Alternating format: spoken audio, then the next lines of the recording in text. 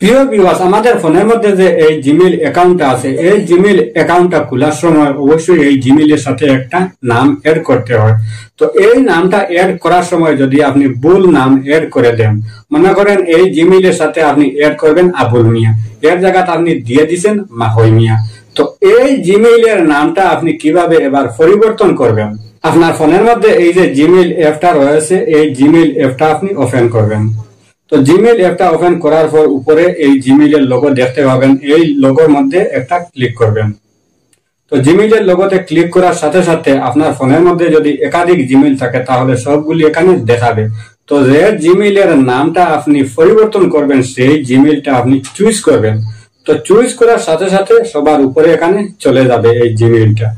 তো আমি যে জিমেইলের নামটা পরিবর্তন করব সবার উপরে এই জিমেইলটা রয়েছে, এখানে দেখতেছেন এই জিমেইলের নামটা এখানে রয়েছে আবুল মিয়া।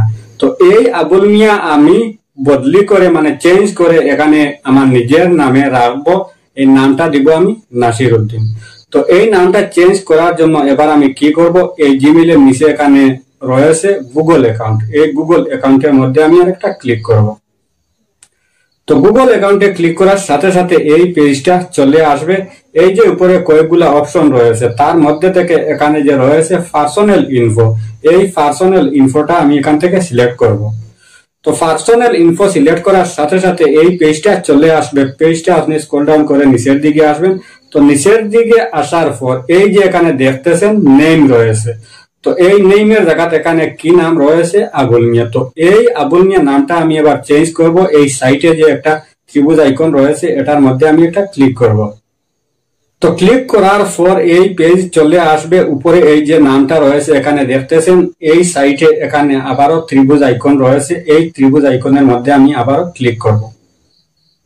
তো ক্লিক করার পর এই যে দুইটা বক্স রয়েছে এখানে দেখতেছেন, উপরে রয়েছে এই আবুল মিয়া নামটা, নিচে এখানে শিরোনামের জায়গা টাইটেল রয়েছে।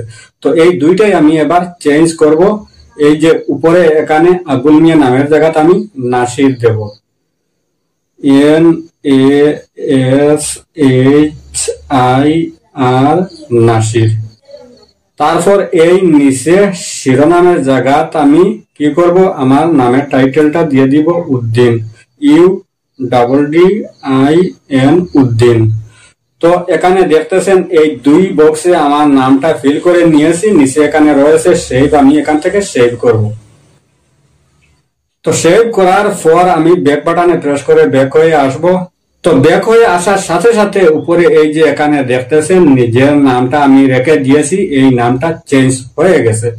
তো এবার যদি আপনার এই জিমেইলের যে এই প্রোফাইল পিকচারটা আছে, এই প্রোফাইল পিকটা আপনি চেঞ্জ করতে চান তাহলে স্ক্রল ডাউন করে নিচের দিকে আসবেন। নিচের দিকে আসার পর এই যে এখানে রয়েছে লোগো, এই লোগোর মধ্যে আপনি ক্লিক করবেন। তো ক্লিক করার পর এই যে নিচে এখানে রয়েছে এড প্রোফাইল পিকচার, এটার মধ্যে আপনি আরেকটা ক্লিক করবেন। তো ক্লিক করার পর এবার গুগল থেকে আপনাকে কয়েকটা ছবি সাজেস্ট করবে, এখান থেকে যদি আপনি এই ছবিগুলা পছন্দ হয় তাহলে যে কোনো একটা ছবি আপনি রাখতে পারেন।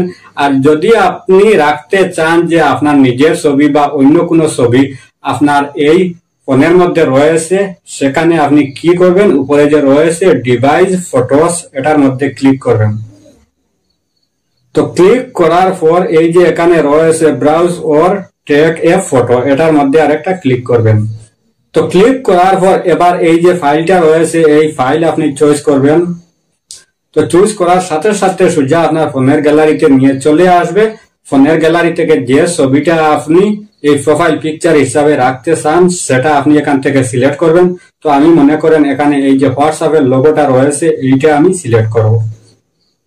তো সিলেক্ট করার সাথে সাথে এই যে এখানে দেখতেছেন এই ছবিটা চলে এসে গেছে। এই ছবিটা যদি আপনি ছোট বড় করতে চান তাহলে এই যে এখানে রয়েছে রোটেট, এখান থেকে আপনি করতে পারবেন। তো আমি এই ছবিটা কোনো কিছু করব না, নিচে এখানে রয়েছে নেক্সট, আমি এখান থেকে নেক্সট করব। তো নেক্সট করার পর নিচে এখানে রয়েছে সেভ এজ প্রোফাইল পিকচার, এটার মধ্যে আমি ক্লিক করে দেব। তো ক্লিক করার সাথে সাথে এই যে এখানে দেখতেছেন এই হোয়াটসঅ্যাপ লোগোর ছবিটা আমার এই জিমেইলের প্রোফাইল পিকচার হিসাবে সেট হয়ে গেছে। তো এই ছবিটা যদি আপনি চেঞ্জ করতে চান তাহলে এই যে এখান থেকে আপনি চেঞ্জ করতে পারবেন। আর যদি এই ছবিটা আপনি রিমুভ করতে চান তাহলে এই যে এখানে রয়েছে রিমুভ, এখান থেকে আপনি চাইলে রিমুভ করতে পারবেন।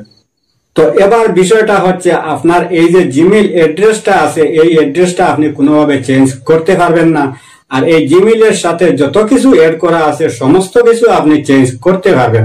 তো ভাই আমার এই ভিডিওটা দেখে যদি আপনার সামান্য হলেও একটু উপকারে আসে অথবা ভালো লেগে থাকে তাহলে অবশ্যই আমার এই চ্যানেলটা সাবস্ক্রাইব করে পাশে থাকবেন, ভিডিওতে একটি লাইক দিবেন, ভিডিওটা শেয়ার করতে ভুলবেন না।